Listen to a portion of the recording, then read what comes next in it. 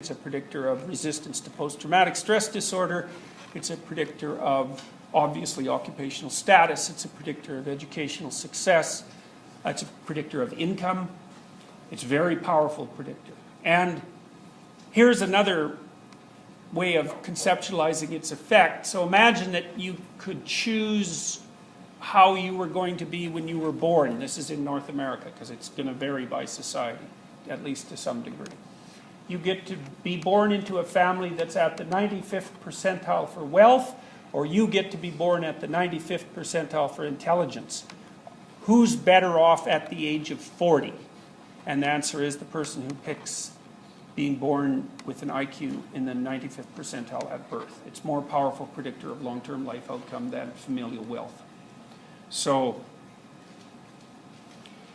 and it shows up everywhere. Like, one of the things we did recently was look at disgust sensitivity. We're going to talk a little bit about that when we talk about conscientiousness, because orderly people seem to be more sensitive to disgust than disorderly people. That seems to be why they're orderly. But the higher you are in IQ, the less disgust sensitive you are.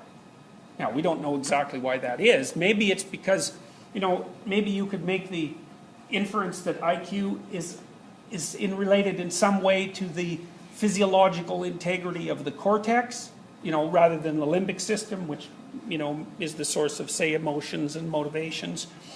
And the more powerful it is, the more inhibitory capacity it has over the more fundamental motivations and emotions. You could make that case. The problem is that intelligent people don't necessarily seem to be any less impulsive. So, and you can have a pretty vicious personality disorder that's characterized by extremely disorganized behavior and a complete inability to put long-term plans into operation and still have a high IQ.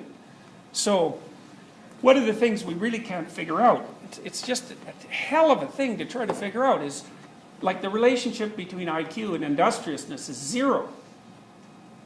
And that just makes no sense to me, because most of the brain models are predicated on the idea that your ability to engage in long-term planning is a factor that's associated with intelligence. But then industrious people seem to not only engage in long-term planning, they seem to do it right, so that if they're more industrious, they put their plans into operation, and then the plans actually work. But it's not correlated with IQ. So then I can't figure out, well, obviously the industrious person in some way is able to regulate their own behavior. They're not procrastinating, for example. And you'd think that the ability to not procrastinate would be a cognitive feature, but it doesn't seem to be. And we have no idea what makes people industrious, and we can't figure it out. So it's this incredibly potent predictor. It's just about as powerful as IQ. And we have no idea what it is. So if you have a smart idea about that and you want to pursue it, like, feel free, because there's a big mystery there that no one's been able to crack, and we've been at it for a long time and have had almost no success. We had people do things like, we'd give them sentences of N's, M's, and U's, sort of randomly distributed, and then we'd have them count the U's, like a whole page of sentences. They're not sentences, they're just strings of letters. Count the U's. How useless, you'd think that someone industrious would do that better. It's like, they don't. That's an IQ test. The people who can count the U's faster have higher IQs. Almost everything that you would do where it has to do with manipulation of abstractions of any sort, even something that basic, seems to be fundamentally associated with IQ. People with higher IQs have slightly bigger heads if you control for body size. They have slightly bigger brains if you control for body size. The axons on their neurons are a bit thicker, so the electrical messages seem to travel a little bit more efficiently.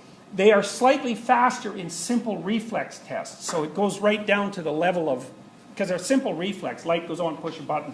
There's not many neurons mediating that response, chains of neurons. There's only a few neurons communicating so that you can do that. But even at that relatively simple processing level, IQ is associated with speed. So there's a physiological component. You're less likely to develop Alzheimer's disease if you have a high IQ.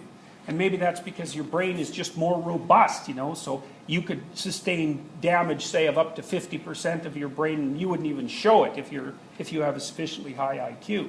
Whereas if you're, you know, if you're on the bottom end of the IQ distribution, you seem to be much more susceptible to physiological damage. Nutrition is a big predictor of IQ variation.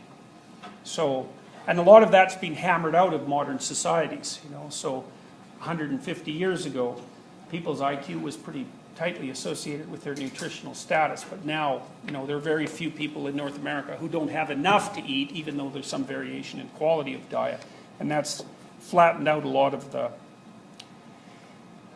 cultural variability in intelligence.